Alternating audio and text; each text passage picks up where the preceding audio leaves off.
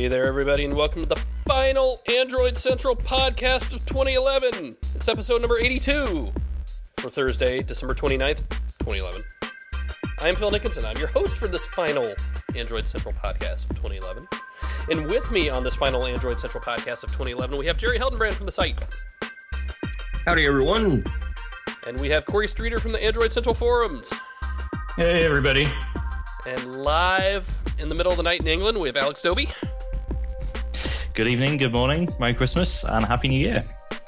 Do you guys say Merry Christmas or Happy Christmas? Because I told you Happy Christmas. I thought that's how you guys say Yeah, it. we say both. I'm not gonna get offended if you say happy instead of merry. Okay. Well, I was trying to be cool and British.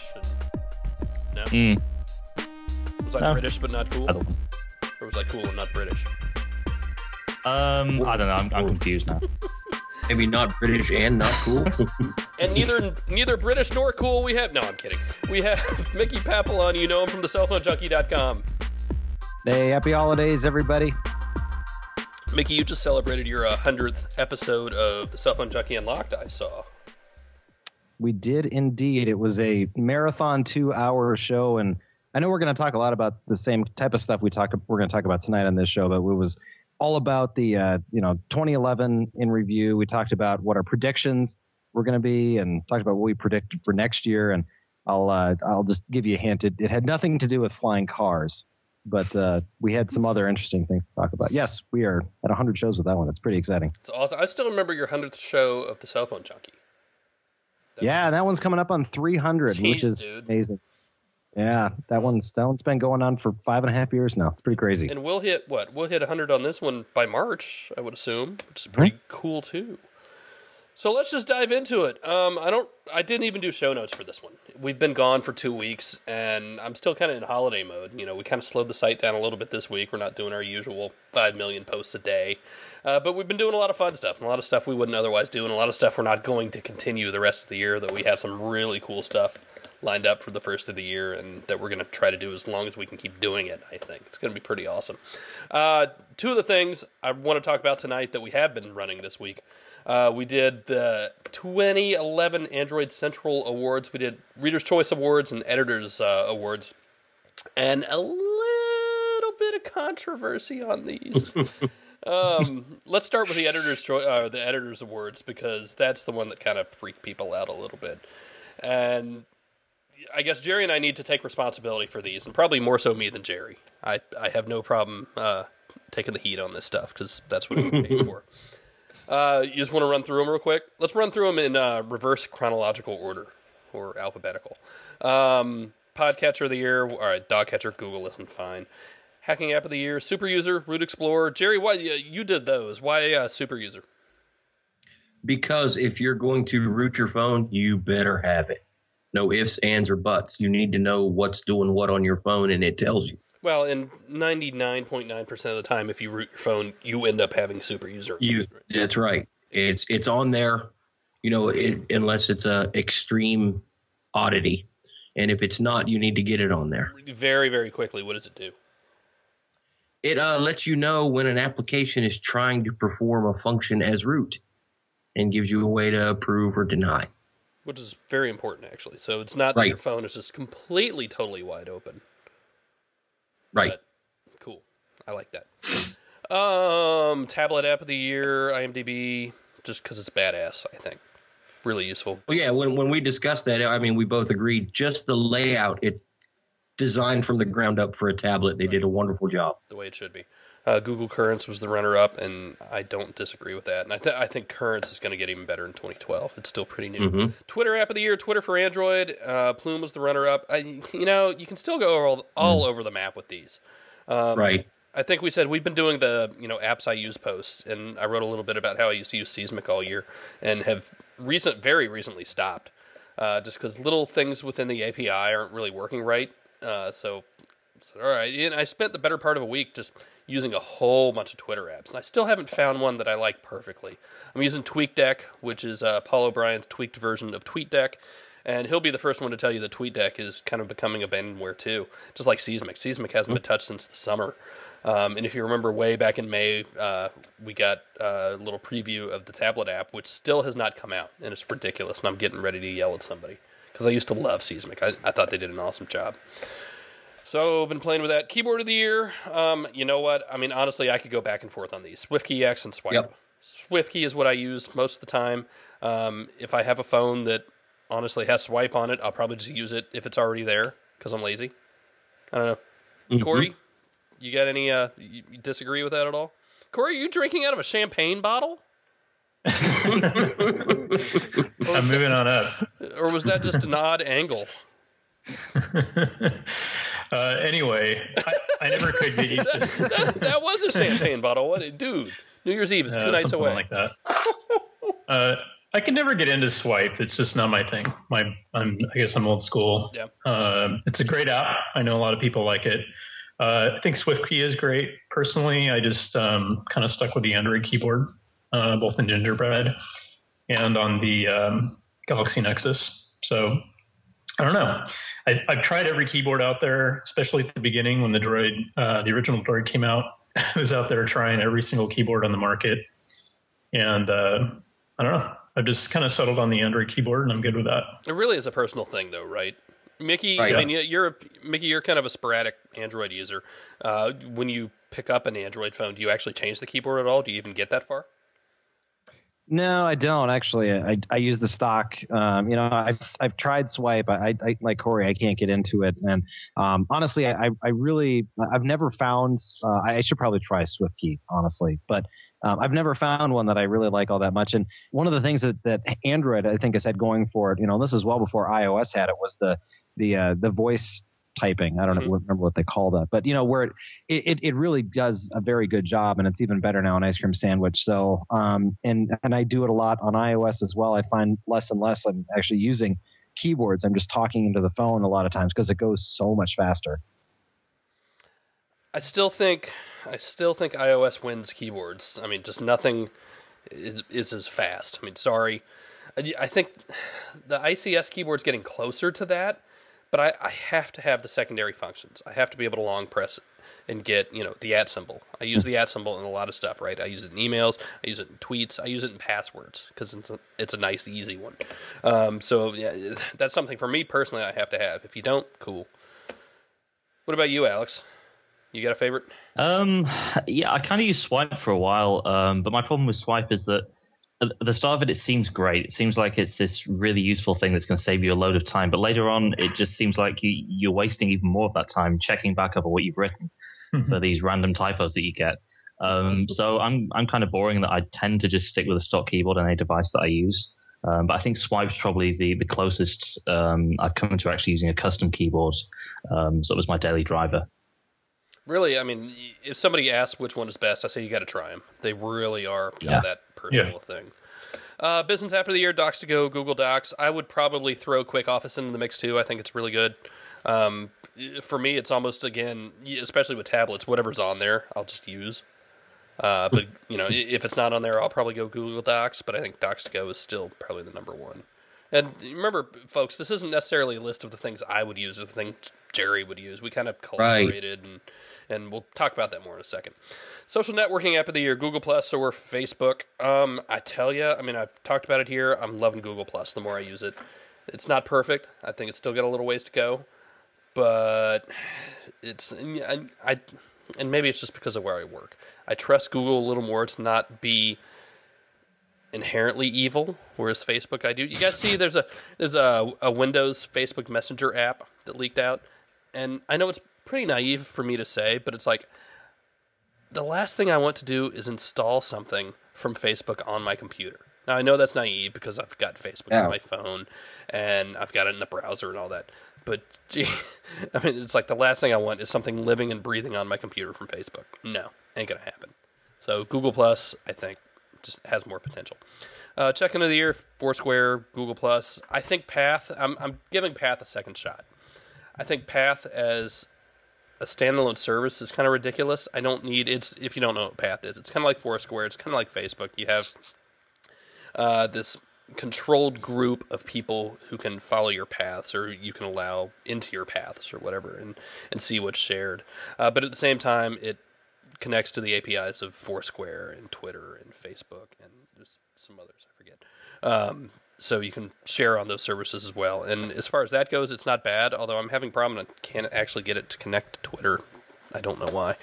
So I'm giving it a second shot. And actually, I mean, as far as an app goes, it looks beautiful. It looks 1,000 times better than Foursquare.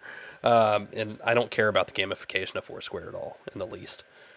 But, you know, it's nice to be able to show off where you are. And especially, like, where I'll go to CES, it's nice to be able to say, hey, I'm here. This is where I am. Here's where I'm going. Whatever. So I'm giving Path another shot. And I think, you know, in 2-3 months, Path might well be the one of choice. We'll see. Game of the year, we went with Sprinkle. Jerry, I think you brought that up, actually, didn't you? Yep. It's just, it's another one of those things where you can tell they designed it with mobile in mind. Mm-hmm. You can play for 5 minutes and put it down and come back a week later, or you can sit for hours and play at it. Controls are really simple. You know, I thought Sprinkle was probably the best game of the year. It was good. I liked it. Runner-up, Angry Birds. You can't escape Angry Birds ever. Right. I'm tired of Angry Birds. I'm done with it. I think my kids might be with it too. Most disappointing tablet or other device. I mean, does anybody, Alex, Corey, do you guys disagree? Google TV and or Logitech review? Yeah, I mean, we don't even have it in the UK, so I can't argue with that. There you go. Now, actually, I was a little torn on this. And you could easily throw in something like the Kyocera Echo. Yep. What were some of the other just horrible ones?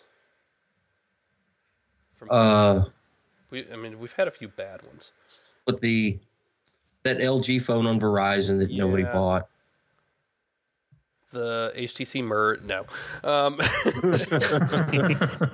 But when we were sitting down talking about it, I think we really had to look at devices that came out and that people are actually buying, right? I mean, people bought Google TV. Not a lot, but I think more people bought Google TV than bought the Kyocera Echo. Put it that way. The Cha-Cha, yes, thank you. The HTC Cha-Cha or Status on AT&T. And I've still got one here. In fact, we need to give one away. Maybe I'll do that next week because it's been sitting here on my desk. And actually, you use it. Stop lying, Bill. No, I tried it. I did, and there's a reason why we made Andrew Vaca review the thing. But Google TV has so much potential, and the device it's not there. It needs hardware. The UI still needs a lot of work, and I've been using Google TV more now that I finally got it hooked up right, and that it got the Android 3.0 update. But not good. Needs help. And this is a good example. We didn't let our emotions control this because this is not what Jerry loves his Logitech review and hates seeing it there as the most disappointing device, but realistically it is. Yeah. It's got potential. Most disappointing smartphone of the year. I tell you, this was a toss-up between a few as well. But the Thunderbolt, I think, hands down, for a number of reasons. Yep. But mainly, it turned into a pile of crap. And I know, and I say that loving HTC, I really do.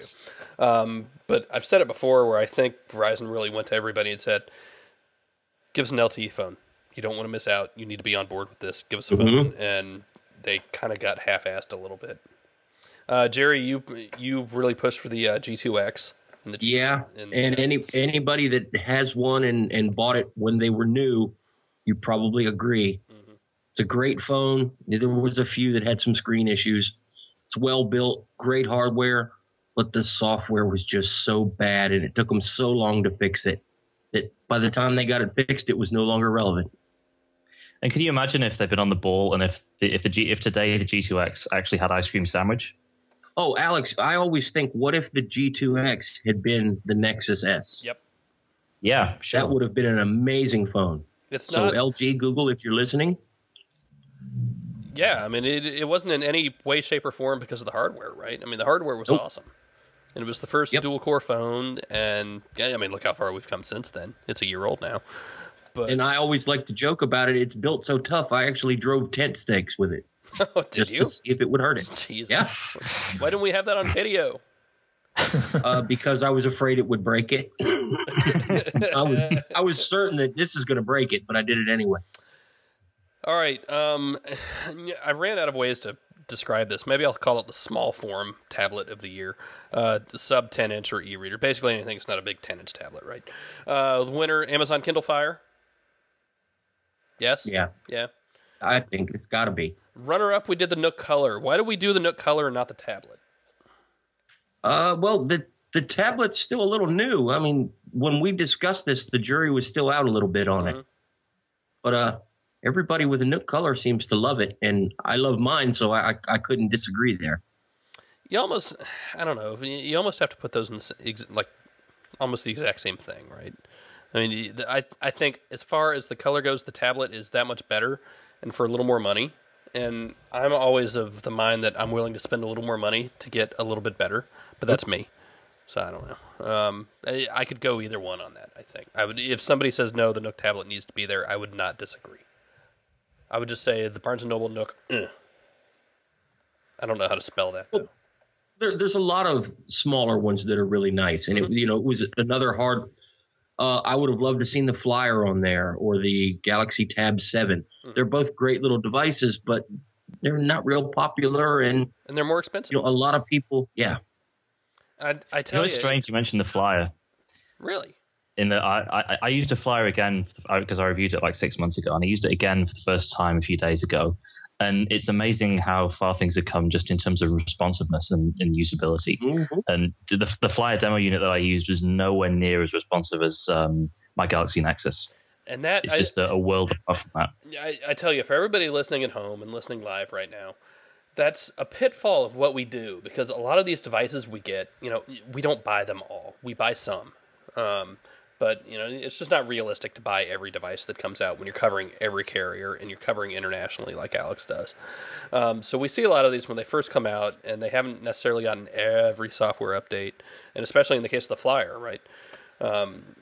So some of these devices can change drastically in 6 months, I think. And opinions can change drastically, and they should, and that's a good thing. So, we're kind of coming at this from a slightly larger view and not necessarily quite as in-depth as we'd like. 10-inch tablet, Galaxy Tab 10.1. Yes.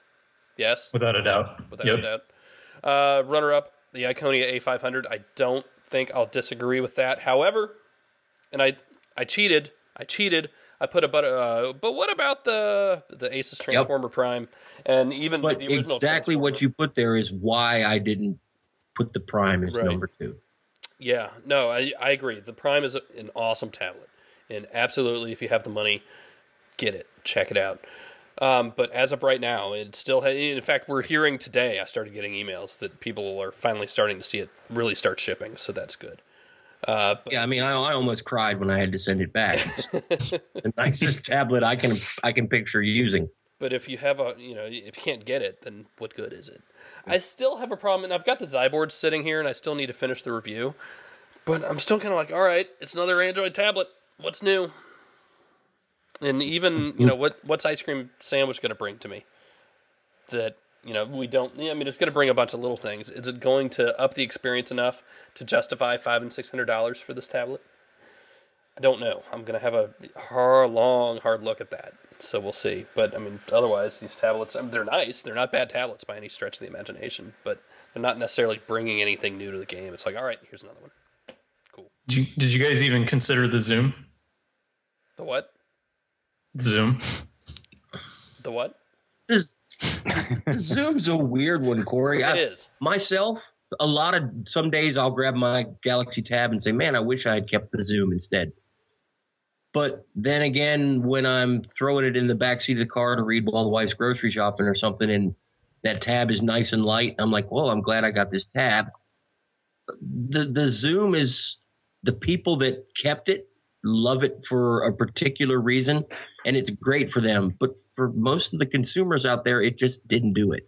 I tell you what I liked about the Zoom. It had that awesome speaker dock. And I had that before I sent it to Blaze. I had that in my kitchen. So now I've got the big speaker in the kitchen instead. But, it had some good accessories. But, yeah, the thing was just a beast. It was big and thick. And when I want a tablet, I want svelte. I want it thin and light. It has to be. It's big. I was using the Kindle Fire again today because I hadn't used it in a little while. And, it's fine for reading, but I don't want to really do much else on it. I don't know. And finally, Smartphone of the Year. So wow, drama. Drama! Look, and we had to pick one, right? And that's not easy, and I understand that. And guys and gals, you know how much I hate manufacturer skins, and I'm the first one to preach, get the Nexus, get the Nexus, get the Nexus. But Phil convinced me that the Droid Razor was the best pick. And we've got a couple reasons. Phil's going to say, I'll take most of the responsibility, but I had to agree with him when we were talking. Listen to what Phil's going to say before you want to hate us all. Yeah, and Jerry and I went back and forth, and we were yelling at each other a little bit. We should have recorded it, actually. It would have been a really good podcast. I love the Galaxy Nexus. For me, this is my phone of the year. Absolutely. It is. I like the Droid Razor a lot. I like the Galaxy S2 a lot. I had a hard time not putting like a third thing for the Galaxy S2 here. And maybe we should have. We did it for the tablets. And if you have a Galaxy S2, do not feel bad about it. Do not look at this list and be like, oh, these guys are idiots. Your phone is awesome too. We had to pick one. Right. And you know what? I still have big reservations about the battery on the Droid Razor. Yeah. But here's the thing. I have to step out of my own shoes for a minute. I have to envision people who don't, travel nearly as much, who don't go to these weird ass shows, who don't, necessarily have to be on the bleeding edge and have all this beta stuff. And I think Blackman X has done a really good job recently on Twitter, reminding people that Nexus does kind of mean beta at the same time. Not necessarily in the traditional sense, but you're on the bleeding edge and you're going to get stuff first, and it's not necessarily going to be 100% I don't want to say finished, because I love Ice Cream Sandwich. I think it looks and works great. But for a traditional user, I don't want to say we are the 1%, because that's kind of cliche now. But as far as smartphone users go, if you're listening to this podcast, chances are a good number of you are just nerds and hackers and love getting into all this stuff. You're not the traditional user. You're not my mother. Oh my God, I picked up my mom's Epic 4G yesterday. And I was like, you haven't done anything to the home screens. There are like 3 things on it. And what do you do with this phone? Android is a feature phone now. I'm sorry, it is. For most people who buy Android phones, they are the new feature phones. And that's good. I think that's awesome, because you're getting a really good feature phone. But it is the new commodity. So when you look at this, you need to look at, all right, how easy is it to use as the full phone, right? How easy is it to use, whether it's Phil Blur. I love calling it Phil Blur, by the way. It's awesome. Whether it's TouchWiz, whether it's Sense, and look at the whole package. Which one of these does things really well? I'm really, really impressed by what Motorola has done. They've taken a lot of crap out of it, and we keep calling it Blur, and it's still a framework, but look at where it's come from the past, from 2 years when it was this service that you had to log into, and then it would automatically port all your junk over. It was just horrible. I did not want to use it. They have so many tweaks that have gone into the Droid Razor. I'm totally forgetting what to call them. The smart actions, right? The little things that basically take something like Tasker and they built it into the OS. That's awesome. There's some really, really good stuff in there. It's fast. It's one of the fastest phones I've used this year, even with all that other stuff on top of it. My biggest problem with the Razor is the battery, but again, for most people, it's probably not a deal breaker. Most people aren't charging through airports 60 days out of the year. And if you are, you probably need to look at a different phone. What else? I had another reason. I'm trying to remember why. Does that make sense to you guys? You told me the size and the way it felt in your hand. You were really impressed. It's thin, it's big, it's light. Yeah. I mean, what isn't, right? And I understand people say, well, you say that about every phone. Every phone is. This is one of the thinnest. Oh, another feature, and this is a big, big deal for me now, I think. The camera on the Galaxy Nexus sucks. Let's put it out there. It's not good. If you're in good light and nothing's moving, it can look really good. If there's any motion, you're screwed. If the light's not ideal, or at least decent, you're screwed. I think the Galaxy S2 phones and the Razr all have a better camera. And I understand Motorola really screwed up on the Droid Bionic. It was horrible. But, the Razr was better. The Galaxy S2 phones, much, much better camera. I have no problem putting the Galaxy Nexus as runner-up. I think it's a very important phone in terms of Android, especially because it's ICS, and I think that makes up for a lot. But for the majority of the people, the majority of the, 700,000 phones that are being activated every day do not need a Nexus, period. They need something that can do the work for them.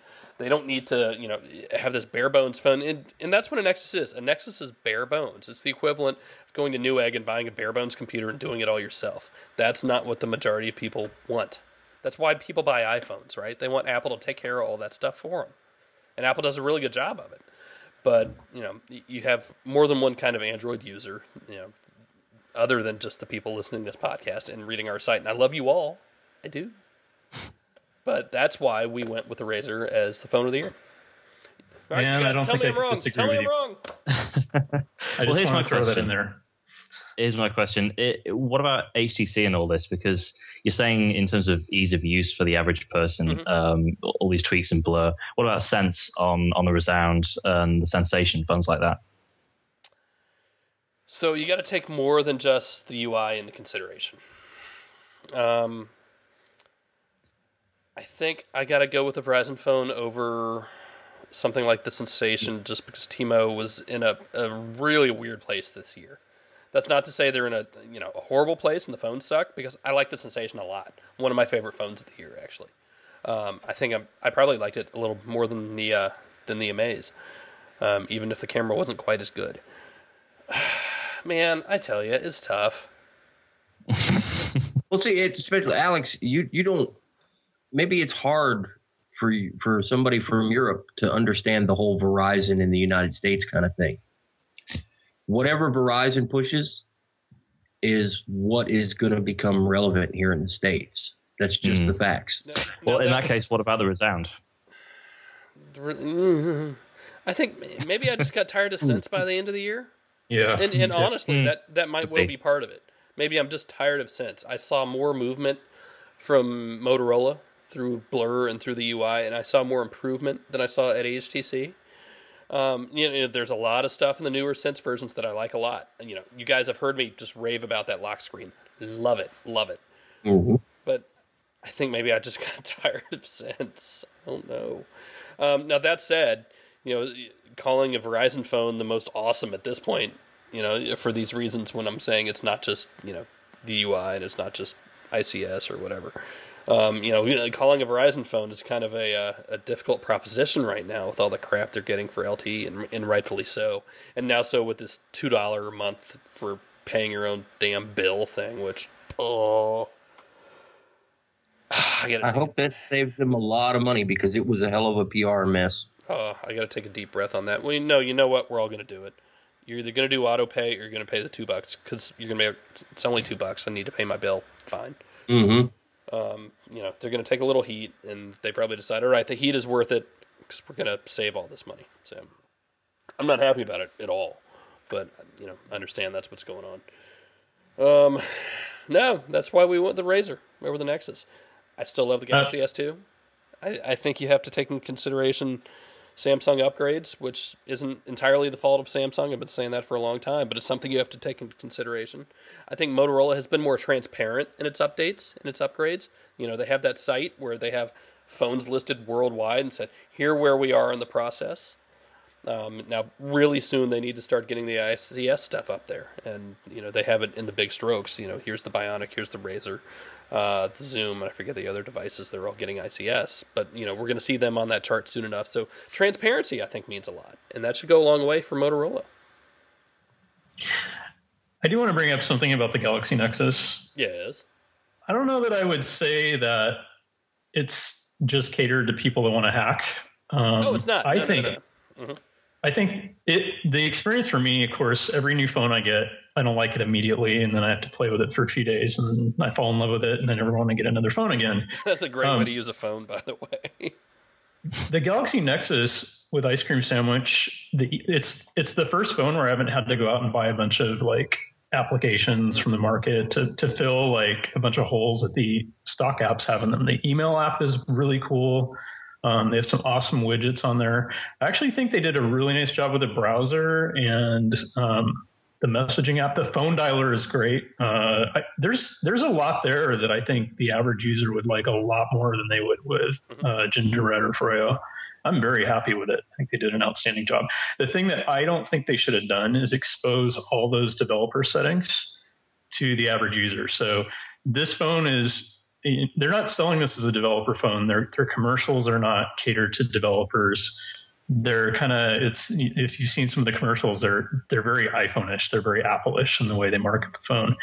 And so you're going to have a lot of people walking into stores that are just regular Joes are going to buy this phone, and to pick it up and go into the settings and find all these developer things you probably shouldn't be messing with. I would have hidden those and given, if you're a developer and you want to play around with those settings, great, go to their website, get a code to do so, unlock it, and do what you need to do. But I don't think that the general consumer should have been exposed to some of the things that are an ice cream sandwich. Dude, I don't know what half those things are. I'm still waiting on Jared to do the post telling me what they are. But I'm not sure what half of them are either. That's the problem. Yeah. Working on it. No, and that's a very good argument. I think you're going to, those will go away come the next crop of phones, come the stuff that... Well, those are there because it's the Nexus. Right. Not when you get ice cream sandwich on the Bionic or the Resound, that's not going to be there. Yeah. Which is fine, but they're not going to make money just selling phones to developers. So obviously they made a choice. They made a choice to make this a mass-marketed consumer device. And so I think you can have the best of both worlds. You can, hide some of those things and make them exposable to people that want them. And then also, kind of mix in the feature set and the experience that a regular user would want as well. And I think they did a fantastic job with that. It is by far, I haven't played with the Razr or the Bionic or any of the recent Motorola phones or the Resound, but I can't believe how much progress they made. And the screen is gorgeous. The keyboard's great. There's a lot of little bugs that I hope they fix very quickly. But overall, I think it's a fantastic device. It's my device of the year. It's absolutely going to be up for argument and open to debate. And if you want to call us stupid for picking it, you can, but you're going to need to back up your choice as well. So, and I really do enjoy those sort of arguments because we can absolutely go 5 different directions on that. Mickey, do you have one? And you probably haven't had your hands on quite as many phones as we have this year. If you had one to pick, which way? So, yeah, and I did want to jump in on this one because I'm kind of with Corey a little bit on it because I'm as someone who looks at Android phones on probably a very different level from you guys. Mm-hmm. I have gone through not one but both iterations of the Nexus here over the last month, and I think one of the biggest things about it is, like Corey says, there's a lot of it that requires no other software intervention because Ice Cream Sandwich is so good. And I think that's one of the biggest components of it. And that really makes it what it is for the general, the smartphone buyer of late 2011 is it can take you to that level where you don't have to mess with it a lot. And I've had a number of people who have asked me recently, as I do get these questions all the time, what Android phone should I buy or what device should I buy? And I have a really hard time going and recommending anything other than it right now if they're on Verizon. I agree with you guys that the Droid Razr is a great option, but I think when it comes down to it, what's going to take them for what they're probably going to be using the phone for, which is the next 2 years, I'm hesitant that we're going to see the iterations built upon the Droid Razr like we're going to see with the Nexus, and that I think means a lot. And I also I'm still not convinced that we're going to see Ice Cream Sandwich in a real timely manner. I mean, as we're starting to see some of these guys leak out their timelines, it's almost laughable. I mean, April, May, really? I mean, that just seems way too far off. And so I just had a buddy of mine, of course, picked up the Nexus yesterday, which he couldn't get Verizon to activate it because it had to do it over 4G. And so he didn't even get his phone till today. And so he was initially a little put off by that. I said, just hold on. You're really going to like this thing. He came from the Droid Pro, which he loved. And he kept asking me, when's the Droid Pro 2 coming out? I'm like, yeah, I wouldn't hold your breath. Go get a Nexus. Yes, it's big. Yes, it's going to take some time to get used to. But going through both the Verizon and the Unlock GSM one, I mentioned this in my review. I would absolutely take the Verizon one. I like the extra width a lot. I mean, to the point where I would buy that phone. But the unlocked one, I couldn't. It was too It was too big. It was not comfortable to hold. So what they did with the Verizon one was really nice, and it totally saved that phone for me from what the unlocked unbranded one was. And I don't know, this is a very personal thing, but that's just me and that's my opinion. So to answer your question, I think the Galaxy Nexus, and really it's because of the software and not the hardware. Mm-hmm. I'll buy that. Let's dive into the Reader's Choice ones. Now, these are the ones that everybody out there voted on. And you all got every one of them wrong. You're goddamn. Jeez. I forget how many thousands of votes there were, but there were many thousands, and thank God for SurveyMonkey. So, Smartphone of the Year, the Galaxy Nexus, no surprise. That did not surprise me. That was voted number 1. Galaxy S2, runner-up, absolutely, sure. Totally agree with that. Galaxy Tab 10.1 and the Transformer Prime, again, obvious, right? Makes sense. Kindle Fire and the Galaxy Tab 8.9. I'm surprised the Nook didn't win there. But the 8.9 is an awesome, awesome size, and if you haven't used it yet, I suggest you do. Most disappointing smartphone of the year, the Droid Bionic. Can't argue with that. I'm sorry. Certainly the strangest, and I think it has a stranger story than even the Merge does, right? So the Bionic, if you don't know the Bionic story, we saw this one, Corey was with me at the Motorola press conference at CES, almost a year ago now. And they unveiled like 5 phones on us at one time. It was insane. And so Corey and I are there, and they didn't really let us play with it. They let us see it, and they showed us some stuff on it, but obviously it wasn't done. And then it disappeared for, a couple months. We didn't hear a damn thing. And then finally it started resurfacing over the summer, and lo and behold, it's an entirely new device, right? So it was not the same Bionic that we saw at CES. So, it's funny when people would compare it to what we saw at CES. It's like, why? Because that one's dead. I'm really surprised we haven't seen any of those for sale anywhere. Just like leak out on eBay. Probably just they didn't. But so the damn they thing, all melted. Man, it came out 8 months later. 8 months since it was announced. It was totally redone. And, nobody really publicly said, you know what, we're going back to the drawing board. It was just, I've never seen a story so strange. And I lived with the Merge. Thunderbolt, I agree with. That's still my biggest disappointment of the year for a phone that should have been better than it was. Disappointing tablet, the Zoom. Then the review. Game of the year, Angry Birds, Cut the Rope. Check in, whatever, Foursquare, Facebook, social, Facebook, Google+. Cut the Rope surprised me there. It did a little bit. It's a good game. I thought it was a little too tough. My daughter, Mia loved playing it, and she could do the basic levels. I could do the basic levels, but damn, it gets hard. It's really hard. Travel app of the year, Google Maps, TripIt. Yes, I agree. I couldn't live without TripIt. TripIt. Business app of the year, great. Quick Office, Google Docs. Yeah, keyboard, swipe, SwiftKey. Twitter, TweetDeck. Google Currents, Pulse. Yes, Pulse tablet app. One of the first really, really awesome tablet apps, too. I'm glad the readers remembered that, even if we forgot. Mm-hmm. Hacking app of the year, ROM Manager and Titanium Backup. I tell you, I hadn't used ROM Manager in a while because, as you all know, I went back stock for a number of reasons, mainly just work, right? Because I need to be able to keep up with the stock updates. So I hadn't used ROM Manager in a long time, and I fired it back up. Holy crap, I almost want to say they bloated it up. And I understand it's been done with a purpose, but when you first fire up ROM Manager now, it says, hey, if you want to be notified that your ROM has an update, you need to send us all your information. You have to sign in. And I say that knowing full well I run a website that asks for your information a number of times and for a number of reasons. But, it was just odd to see in ROM Manager, which was always bare bones and very much about just giving you the stuff and not giving you a hard time about it. And I understand why they're doing it, and it's an interesting way to go. So I'm not really knocking them for it, but it was just odd to see. So that was different for me. A lot of changes. Still a very, very useful app if you're flashing ROMs on a regular basis. And in fact, my brother has a Nexus S 4G, and he wanted to play with ICS, so he came over and we finally unlocked his bootloader and put all that stuff on there. And I'm showing him ROM Manager, and I was like, look, I should teach you about recovery. I should teach you why all this stuff, Jerry, close your ears. I should teach you why all this stuff works. Just use ROM Manager. It'll take you to it so quickly. It's just done. So it's still a very useful app. Podcatcher, Google Listen, Dogcatcher. I know a lot of people complained we didn't have a Beyond Pod anywhere, and I used to use Beyond Pod all the time. Very, very good app. So really whatever works for you. Poor Google Listen.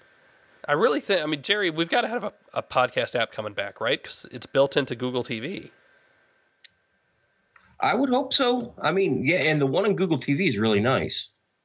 So I hope that that's something we're going to see in the market soon. Maybe Listen Plus, improved version or something.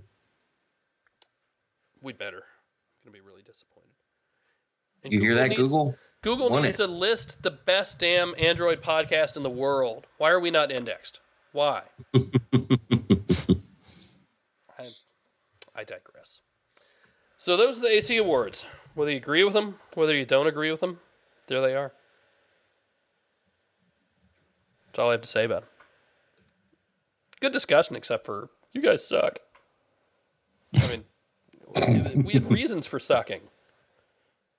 Did you mention the Nexus was at the top of that list? Yeah.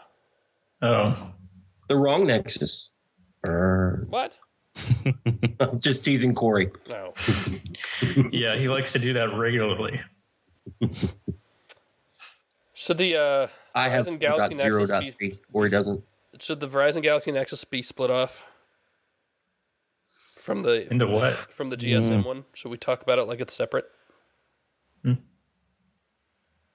You know, it's not really. It's a standard Nexus device that you can build right from AOSP.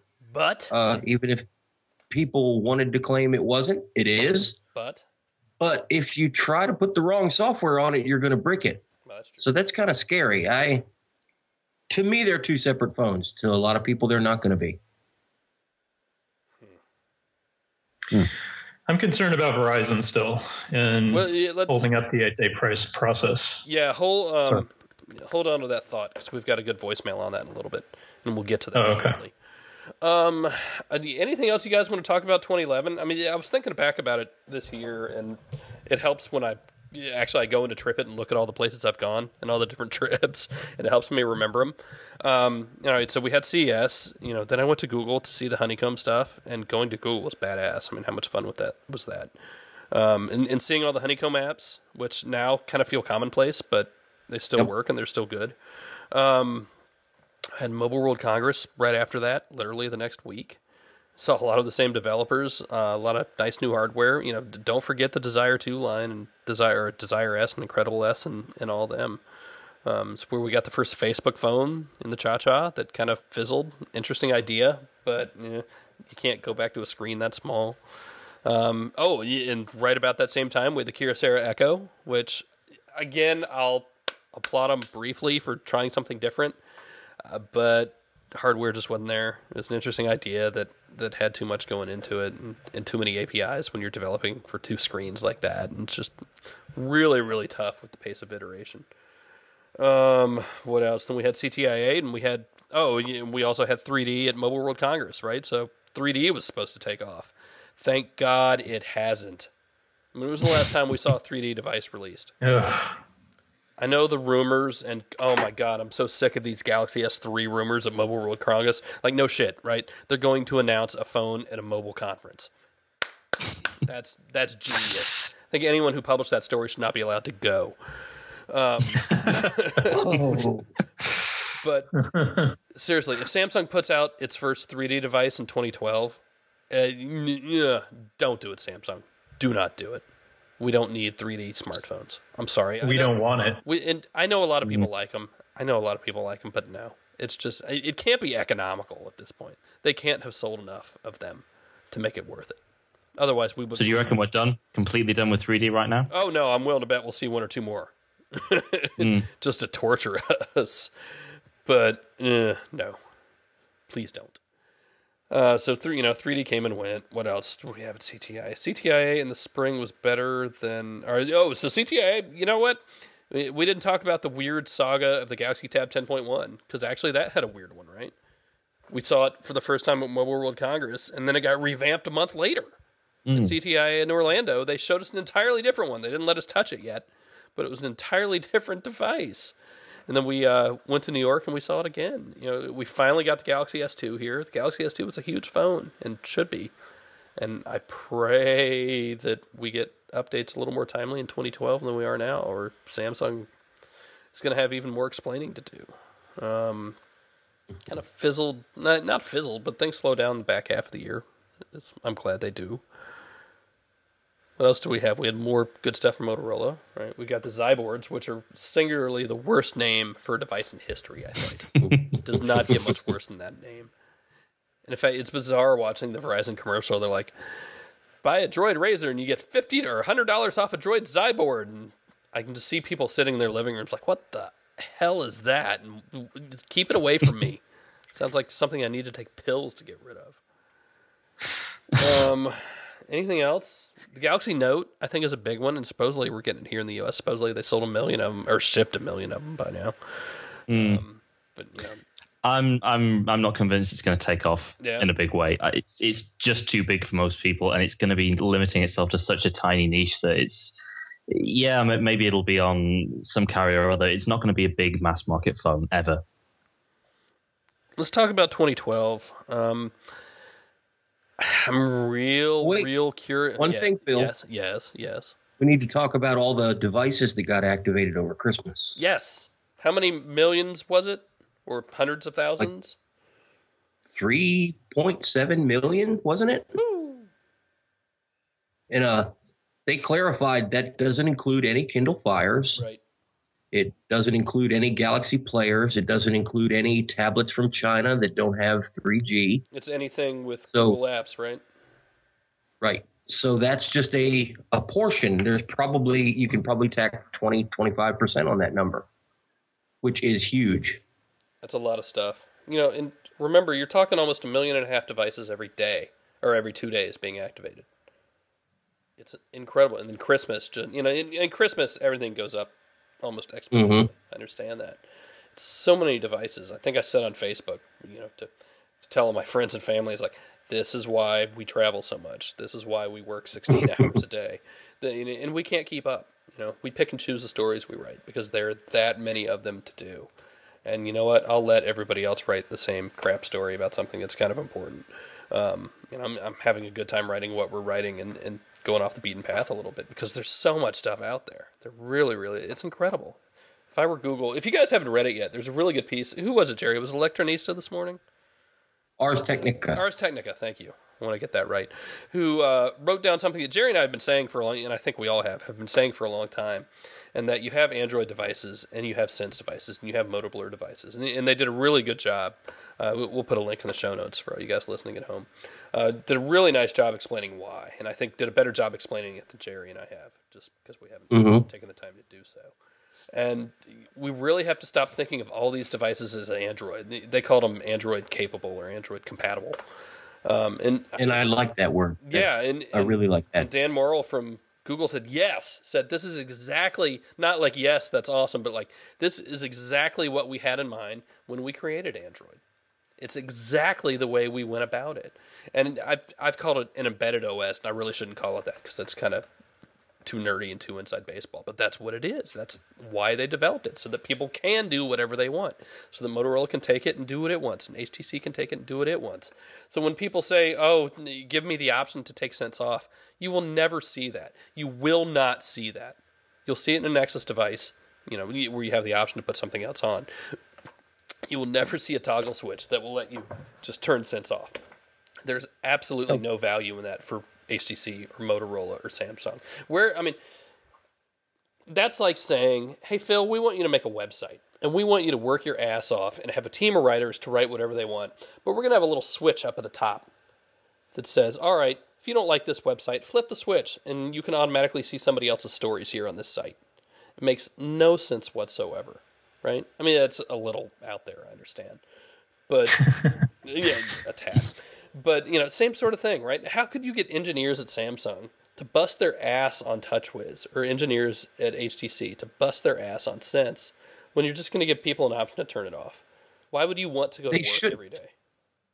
They shouldn't. There is nothing wrong with Sense, TouchWiz, Blur. A lot of people love it, and it makes Android better having it this way. And I'll say it again, if you've ever been in a room with anyone from HTC, they believe in Sense. It is the company. It is what they manufacture, at least for Android. For Windows Phone, it's gone a different direction, and I'm sure that's been a bone of contention. But, just to hear them talk about it, it's in the soul of HTC. TouchWiz, same sort of thing for not I hate to say not with the same sort of passion, but just not with the same sort of public feel that we get talking to people. I really wish everybody could experience it. I think it would really change your opinion about it, even if you don't like it, right? And, it's no secret. I prefer stock Android a little more, I think. But, it really helps explain it a little better. I'm getting a little verklempt. Again, promised myself I wouldn't get a cry. So that's my thing. Mickey, where do you think we're going in 2012? Honestly, I feel like 2011 was it was a really kind of an extension of 2010. I mean, Android's year was 2010. Make no mistake about it. That was when it really took off. And I think there's going to be a lot of things that happen in the next year that we probably were hoping would have happened late 2011. Whether it's the quad core or the tablets that are actually starting to become what we were hoping Android tablets would be. An ice cream sandwich is really going to, I think, drive a lot of that. And that's really good. The operating system is obviously the underlying, part of everything. And let's see some good stuff that can build off of it. And, as I don't want to say negative, but as down as I can be about everything else other than the Galaxy Nexus at this point, that's all going to change very quickly here. We've got 2 weeks here until CES, and well, actually, it's not even 2 weeks, is it? That's really scary. It's now like 8 days. And once we get to that, we're going to start to see what's going to be coming out next year, and I think it's going to put a lot of us at ease for. Okay, we're not just a one device, show right now, and we'll see what actually is going to be coming out for that. We're all going to just go, oh yeah, the Nexus is nice, but have you seen all these other devices now too? 3D? Do you think 3D is done? Done. Dump it off a cliff, and you can take your mini discs with it. Oh, I was hoping we'd do the podcast in 3D. Your beard would be awesome in 3D. I'm just saying. Alex, where do you think we're going? And maybe from a European perspective, I mean, you guys are. What's holding you back over there is probably data speeds, right? And pricing.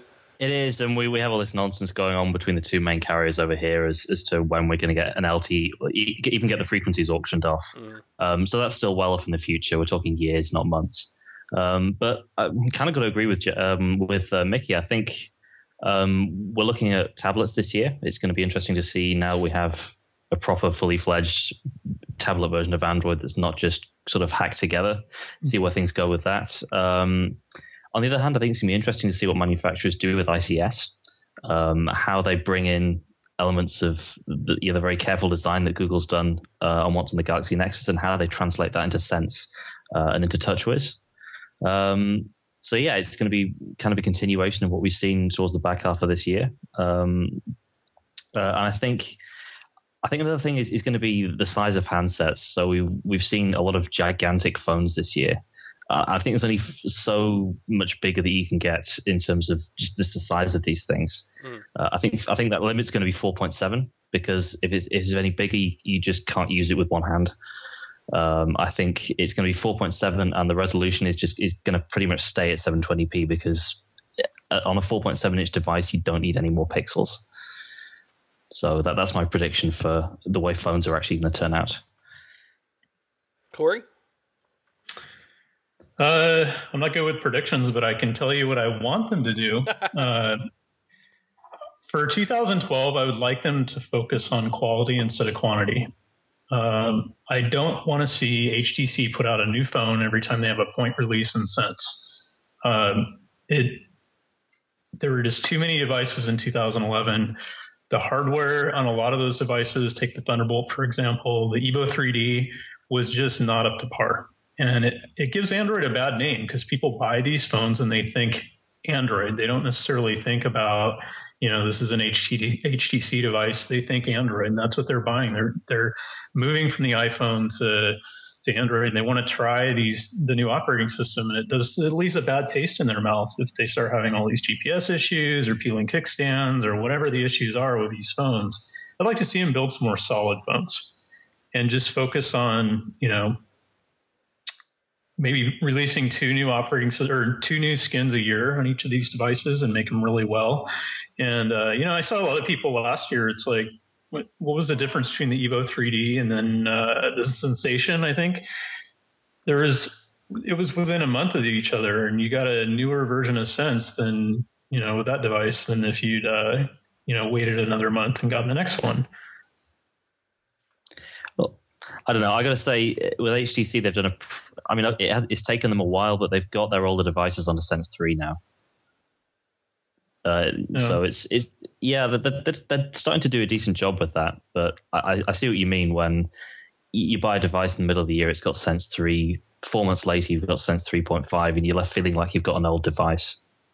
Well, and each time they're just bumping up the spec a little bit more. Okay, the memory, the gigahertz, whatever that is, the number of cores. It's like these little minor bumps, and they make you want to keep coming back for more. Us geeks, that is, And I think it's this marketing game everyone's playing, and I think they need to stop that and just focus on putting out really quality devices.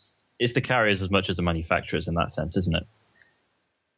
Absolutely, it is, and that's something that I think is really easy for people to forget, and I have to remind them every time they say something like HTC needs to slow down, Motorola needs to slow down. They're not making these phones in a vacuum, right? They are selling them to the carriers.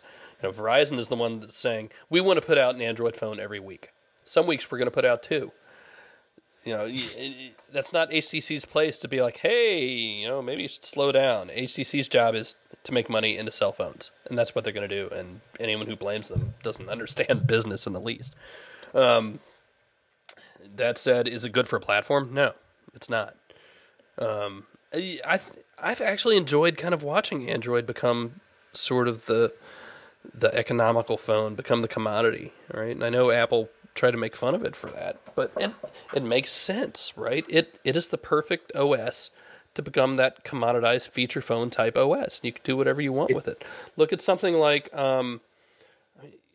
actually just tonight, Sirius announced a new radio that, lo and behold, runs Android, right? You would know it looking at it, but the framework that it uses is Android, and it's using that for a reason. And there's a reason why Amazon and Barnes & Noble went with Android. It's not because they necessarily want to say, hey, this runs Android. You can run Android app. I mean, it can, and they do, and that's awesome. But they needed something they can work with, and that's what Google wanted to create. And, I think they've done a hell of a job of it. And just because people don't necessarily understand it, they're not engineers. I'm not an engineer. I don't think I understand every tiny working of why they did it. But, from the 10-mile view instead of the 10-inch view, it makes sense. I think they've done a hell of a job doing it. Jerry, where do you think we're coming out of 2011 and going into 2012? I think Google and Richard Branson are going to get together and put Android on the moon, maybe. I don't. I think we're going to see a big focus on non-smartphone stuff. Mm-hmm. I think. I really think set-top boxes are coming. Tablets, I think that's going to be a big push. That's, Android isn't slowing down so much in, the smartphone world, but the market's getting a little saturated. So they have to expand if they want to keep that same kind of growth. And of course they want to keep that same kind of growth. So we saw a lot of stuff at Google I/O last year that didn't make it this year. Android at home, peripherals, like you said, there's a radio that runs Android. We saw prototypes of microwaves and refrigerators that run Android. Yep. I think we're going to see a lot more of that stuff next year, besides the 10 phones a month. Something none of us have mentioned. Did we go through everybody? We did. Something nobody has mentioned for 2012. Motorola. Google bought Motorola, and that's still lurking. And they say they're going to run it like a separate company, and I have to believe them at face value when they say that. But that's a big question mark over, a lot of people right now. They're in line for the next Nexus. Yeah, maybe. See, I don't think so. I think because Google bought them puts them out of the running for the next Nexus. How pissed off is HTC and Samsung going to be if Motorola gets a contract for a Nexus?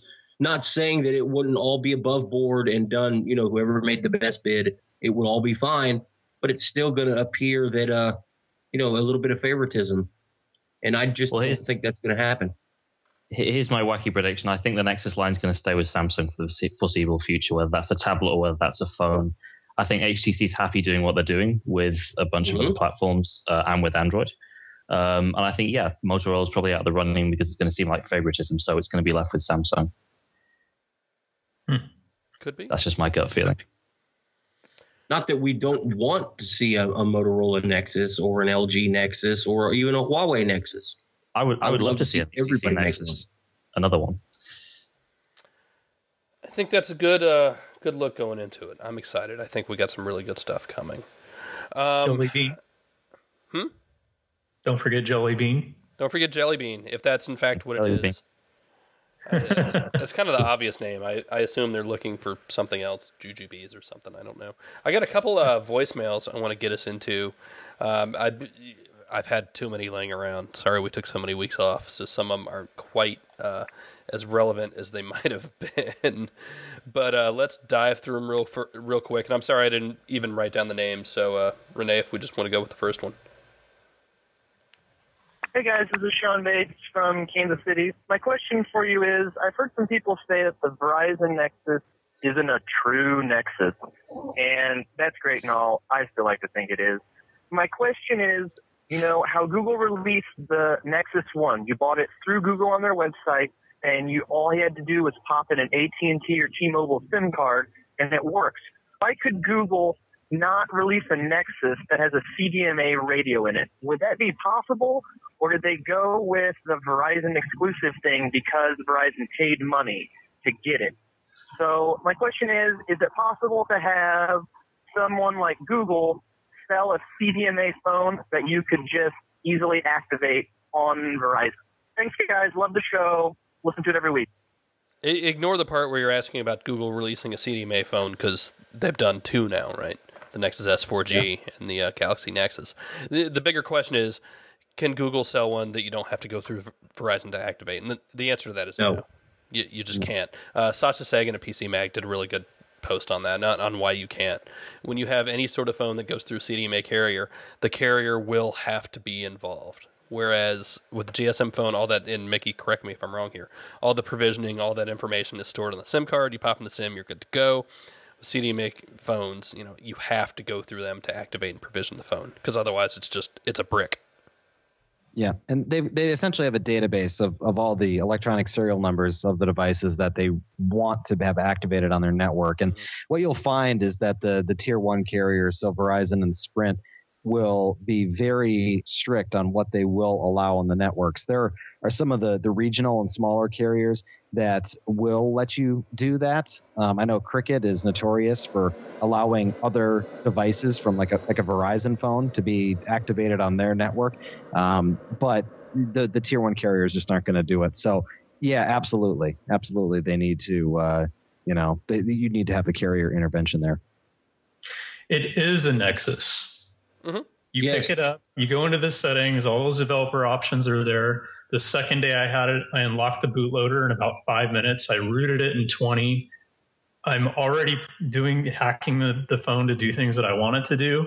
It is a Nexus. All the activation problem, all the radio issues where it's CDMA and you can't necessarily just pop a SIM card in there and have it work on any network. That's separate. The phone itself is still a Nexus. But, the original Nexus idea died the moment they put a Nexus 1 on Vodafone locked. Mm-hmm. I mean, that's when the original, what we all want a Nexus to be, it died years ago. Yeah, and they tried to update it over the air with a load of bloatware, and that didn't work out too well for them either. Yeah. No. As far as the Verizon Galaxy Nexus or Samsung Galaxy Nexus Verizon Edition, whatever you want to call it, you can download the code, type in a few commands, build the code just like the GSM one. It's, people can argue and fuss and fight all they want. Well, it's CDMA, can't be a Nexus.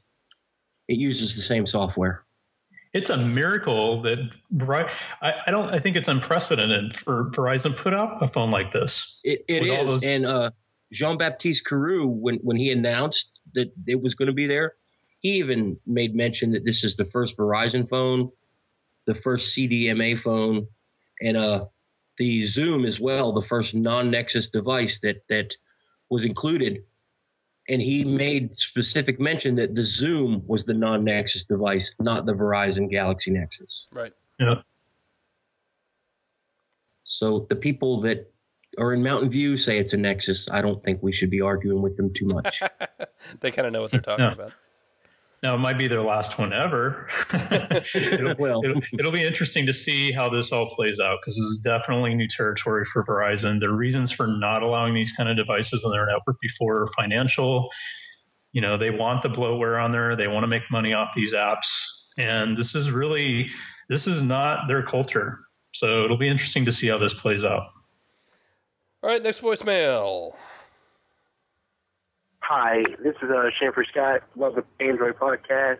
I have a question. I just bought the Asus Transformer tablet on Black Friday, and I would like to know, will it get an update to ice cream sandwich?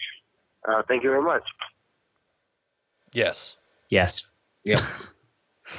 Probably in very short order, too. Asus has been pretty good on that. Very good about that.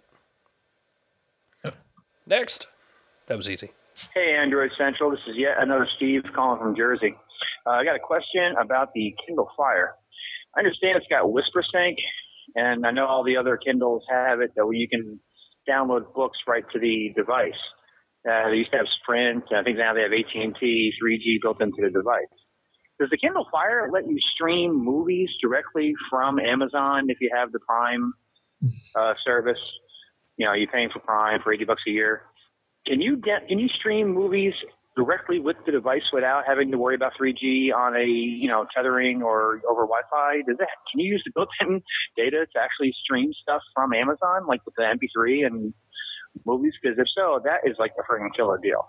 I really don't think it is, but if it is, then it's like even more of a hot product.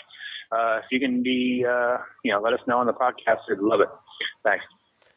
I think you're kind of confusing WhisperSync with a 3G or a mobile data enabled Kindle Fire. WhisperSync is actually what lets you sync where you are in the book, across multiple devices. In fact, I've been doing that this week. I've been reading a book on the Kindle Fire or on a tablet and hopping back and forth. And it gets really close, depending on how quickly you pick it up on the next device, exactly where you left off. So that's what WhisperSync is. Can you stream stuff? Sure, absolutely. It's got a browser. It's got an interesting browser because they're cramming it through their servers first, to the detriment of some things.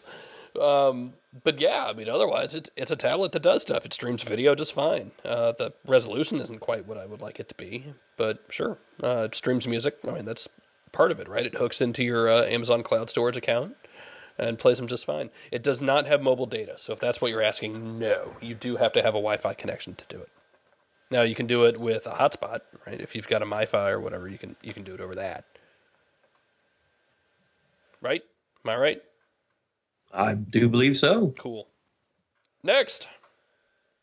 Hey guys, this is Sean Bates from Kansas City. I was one of the lucky 3 people that was able to score one of the Galaxy Nexuses from Verizon on Sunday from Best Buy. I've had a couple days and I've been playing with it, and I was wondering if you guys knew of a way to change the LED notification light. I know with the original Nexus there were some apps you could download in the App Store that did this. I downloaded one of them, and it doesn't seem to work for me. Do you know any other apps that might work, or do I need to get a root? Is there a way if I root it that we can change LED lights? Let me know, guys. I love the show. Thanks a lot. Is anybody using anything other than LightFlow? That's really the only one I'd heard of, but that doesn't mean it's the only one. LightFlow. LightFlow, yeah. Chat room, are you guys using anything new? Anything different? He didn't mention the name of from what I understand, it works really well.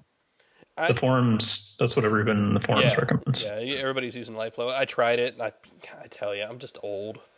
I just can't worry about what color the notification light is anymore. I want to. I should. Exactly. I turned mine off. As long as you can turn it off, I won't have to put a piece of black tape over it when I get one. So I think we got one more. Hello, my name is Jason Williams. Well, my question is this. I have a Palm Pre. I bought it the first day. I still have it. I take care of it like it's Nope, my own baby. that's not it. And Stop. Cease. Wrong podcast. Wrong podcast. Try the fifth one. Do we not have any more? That was number 5. That was number 5? Well, hell. Yeah. We went through them quick. I mean, I guess we could try to answer the WebOS one. No? Okay. We'll let Renee edit that in post. Or not. We'll see. Leave it in. Whatever. It's the last one of 2011. Somebody should answer it. Well, it's not going to be us. So that's it, boys and girls. What's the right answer? That's it. That is our final podcast of 2011. Next time you'll talk to us, it'll be 2012. Might be next week. Might not be till Vegas. 2 weeks we'll be in Vegas for CES. And we'll be dead tired. And we'll probably have more than one podcast with a whole bunch of people. And I'm actually trying to set something up with a couple of the other Android sites out there. Yes, they do exist. I know this. Which I think would be a lot of fun because they're a bunch of great guys. And we all love each other when we're not yelling at each other. When we buy each other free beers later. So, that's it. Jerry, Corey, Mickey, Alex, any last words? Happy New Year's. Yeah, there you go. Rock on. Chat room, thank you guys for putting up with us for another year. Everybody at home, thank you guys. We're going to be even more fun and cooler in 2012. Well, we're not going to be cooler, but I'm excited. I can't wait. It's going to be so much good stuff. So much more is coming. And so much more is coming from the site. Go play with the wallpaper gallery. We got more cool stuff coming. I can't even talk about it yet. And stay tuned tonight for Girls Gone Gadgets coming up right after us. And if you're listening to this at home later, go download it because they are awesome. They got a special guest tonight too, so check it out. That's it. We're done. See you in 2012. Wait. Yes? Something I've been wanting to say for a whole year. Oh, God, what? Mickey, take us home. Yes. If you'd like to get in touch with us, you can send us email to podcast@androidcentral.com or leave us a voicemail by calling 888-468-6158. Type in extension 222 and make sure you let us know what show it's for so we don't play WebOS Nation voicemails on this show. You can also follow all of us on Twitter. The site is @AndroidCentral. Phil is @Phil Nickinson. I am @TCPJ_Mickey. Jerry is @GB Hill. And Corey is @C Streeter. This site and show brought to you by the Android Central Store. Follow us at store.androidcentral.com. You can place your orders as well by calling 888-468-6158. Now we're done. Can I give out my Google Plus number from now on? Yeah. What is it? What is it? See? I didn't think you'd say yes. Yeah, we need a better way to do it. If you tell me what it is, I'll put it in the show notes. 102-307-356. All right, boys and girls. We'll see you next week or the week after. We'll let you know. Thanks. Have a good New Year's, everybody. Be safe. Stay wrong, guys.